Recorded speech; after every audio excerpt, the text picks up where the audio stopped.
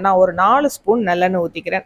எந்த அளவுக்கு எண்ணெயை ஊற்றுறீங்களோ அந்த அளவுக்கு டேஸ்ட்டாக இருக்கும் ஊறுகாய். அதாவது குவான்டிட்டிக்கு ஏற்ற மாதிரி. நான் 4 மாங்காய் தான் எடுத்திருக்கேன். அதனால் அதுக்கேற்ற மாதிரி நான் நல்லெண்ணெய் ஊற்றிருக்கேன். நல்லெண்ணெயில் செஞ்சால் தான் ரொம்ப சூப்பராக இருக்குங்க. ஸோ எண்ணெய் காஞ்ச உடனே 1 ஸ்பூன் கடுகு உளுத்தம் பருப்பு போட்டுக்கிறேன். ஸோ அந்த கடுகு உளுத்தம் பருப்பு வந்து நல்லா பொரியணும். நல்லா படப்படன்னு பொரியணும். பொரிஞ்ச பிறகு தான் நம்ம வந்து அடுத்த பொருள் போடணும். பொரியாத முன்னே போட்டுட்டோம்னா அந்த கடுகு பொரியாது. ஒரு இனுக்கு கருவேப்பிலை போட்டுக்கோங்க. கடுகு பொரிஞ்சிடுச்சு. அடுத்து வந்து ஒரு 1/2 ஸ்பூன் பெருங்காயத்தூள் போட்டிருக்கேங்க. ஸோ அந்த பெருங்காயத்தூளும் போட்ட உடனே நம்ம கட் பண்ணி வச்சுருக்கோம் இல்லையா மாங்காய், அதை வந்து போட்டுக்கலாம். இதே நீங்கள் துருவி வச்சுருக்கீங்க அப்படின்னா அதையுமே அந்த மாதிரி போட்டுக்கலாங்க.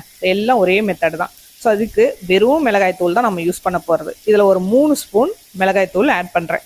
சிலருக்கு ஒரு டவுட் இருக்கும், ஏன் குழம்பு மிளகாய்த்தூள் போடக்கூடாதா அப்படின்னு சொல்லிட்டு. குழம்பு மிளகாய்த்தூளை விட இந்த வெறும் மிளகாய்த்தூள் போடும்பொழுது ரொம்பவே நல்லாயிருக்கும், டேஸ்ட்டாகவும் இருக்குங்க. ஸோ இப்போ நம்ம மிளகாய்த்தூள் போட்ட உடனே அந்த மாங்காய் பீஸுங்களை நல்லா கிளறி விடுங்க. அது துருவலாக போட்டோம்